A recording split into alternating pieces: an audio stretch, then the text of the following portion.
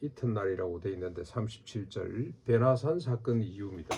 베나산 사건 이후에 예수께서 산에서 내려오시니 귀신 들린 아들을 둔 사람이 예수님 제자들에게 낫게 해달라고 찾아왔습니다만은 낫게 하지를 못합니다. 그래서 그 아이를 그냥 괴롭게 만들었습니다. 그 아버지를 정말 지옥 같은 삶 속에 빠뜨려 놓고 있습니다. 예수님이 내려오셔서 무슨 소동이냐 그랬더니 그 귀신 들린 아이의 아버지가 쭉 설명을 했습니다. 그랬더니 예수님께서 심하게 꾸짖고 귀신을 내쫓아 주셨습니다. 예수님의 꾸짖음은 이렇습니다. 믿음이 없고 패역한 세대여. 주로 대상이 누구겠습니까? 제자들이겠죠. 제자들이 조금 전에는 주님이 하늘 권세를 위임해 주셔가지고 나가서 귀신도 내어쫓고 병도 고치고 복음을 전하고 했지 않습니까? 근데 이번에는 지금 안 된단 말이지. 그래서 예수님이 너무 답답하셔서 믿음이 없고 패역한 세대여, 내가 얼마나 너희와 함께 있으며 너희를 참으리요. 예수님이 지금 떠나신다는 말씀을 지금 하셨는데, 그죠? 첫 번째로 했습니다만은 내가 떠난다고 했는데 그 말을 아무도 귀담아 듣지 않았던 것 같습니다. 주님은 떠나실 때가 되었는데 이제는 지상의 모든 하늘의 모든 권세를 제자들에게 위임한 상인데도 불구하고 이들이 아직까지도 정신을 못 차리고 있다. 아직까지도 뭘 위임받은지 모르고 있다는 생각이 드셔서 패역한 세대, 내가 얼마나 너희와 함께 있으며 참아야 되느냐고 꾸짖으십니다. 아직도 제자들은 이 예수님이 위임해 주신 이 권세를 받아들이지를 못하는 거죠. 이따가 우리 합시다. 왜 그런가?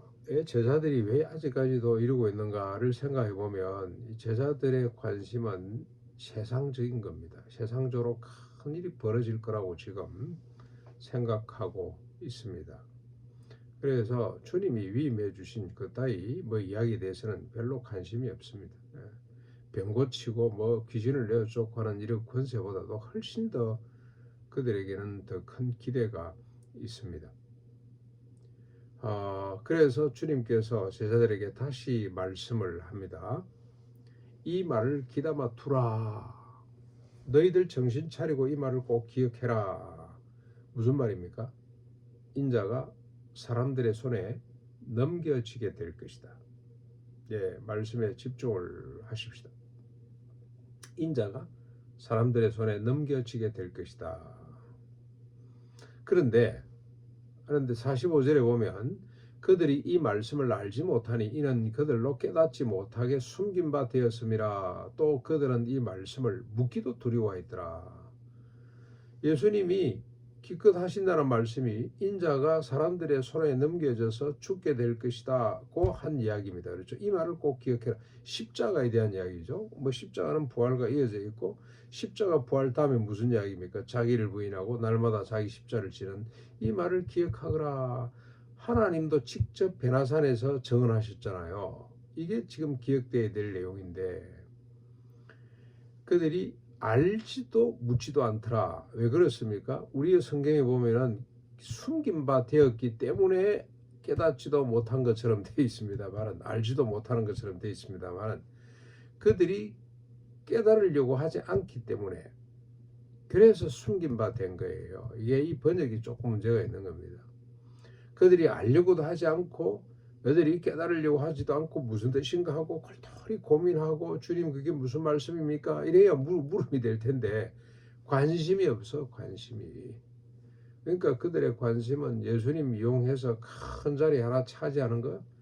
요즘 우리 정치권에 보면은 다음 대권을 쥘 사람이 누군가를 정치권들이 기가 차게 냄새를 맡고 그 사람 주변에 막 계속 들어붙죠. 언론들이 사진을 찍으면 그 사람 주변에는 막 그냥 사람들로 둘러싸여 있잖아요. 앞으로 이 사람을 통해서 내가 큰 뭔가 역할을 맡아보겠다는 이런 사람들처럼 이게 인간의 모습인 것 같습니다. 예수님의 제자들도 지금 예수님은 죽으러 올라간다고 하시는데 관심이 없어요. 그런 이야기는. 그런 귀에 들어오지를 않아.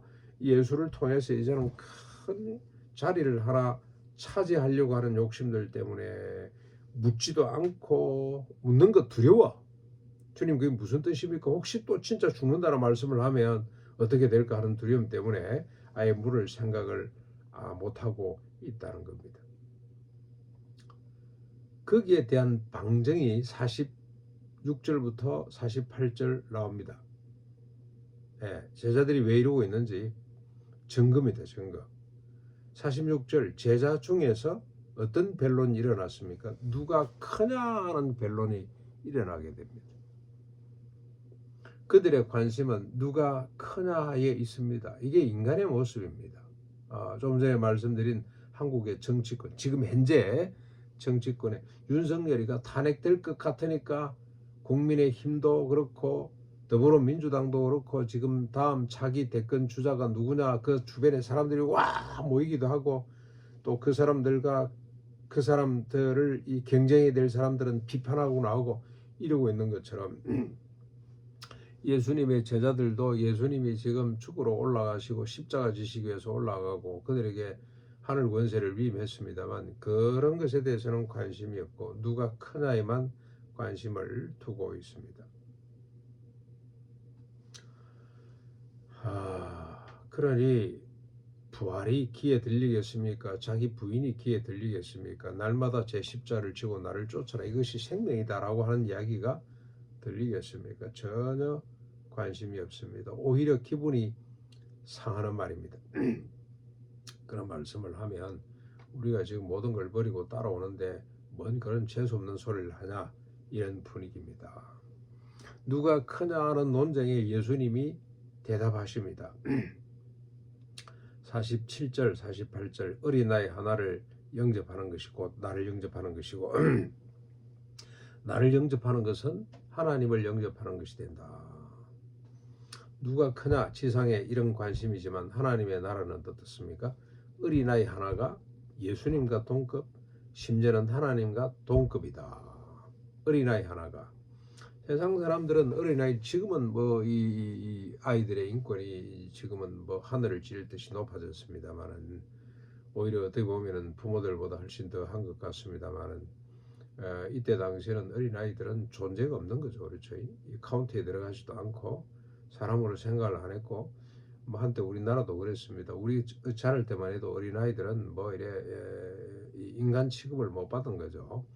그런데 천국은 어떻습니까? 어린아이 하나도 하나님과 동급인 나라가 그래서 역설적이게도 작은 자가 큰 자가 되는 그런 나라가 하나님의 나라다.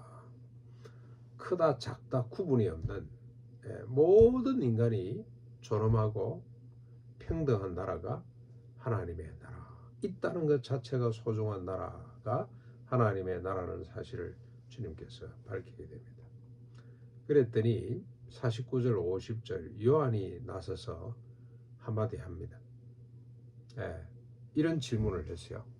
진짜 해야 될 질문은 안 하고 요한도 베나산 사건을 직접 경험한 사람임에도 불구하고 아직까지도 깨닫지를 못하는 거죠.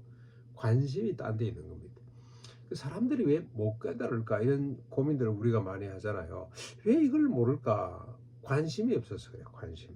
그들의 관심은 다른 데 있기 때문에 자기 부인이 이게 성경을 관통하고 있는 사상이라고 해도 몰라요.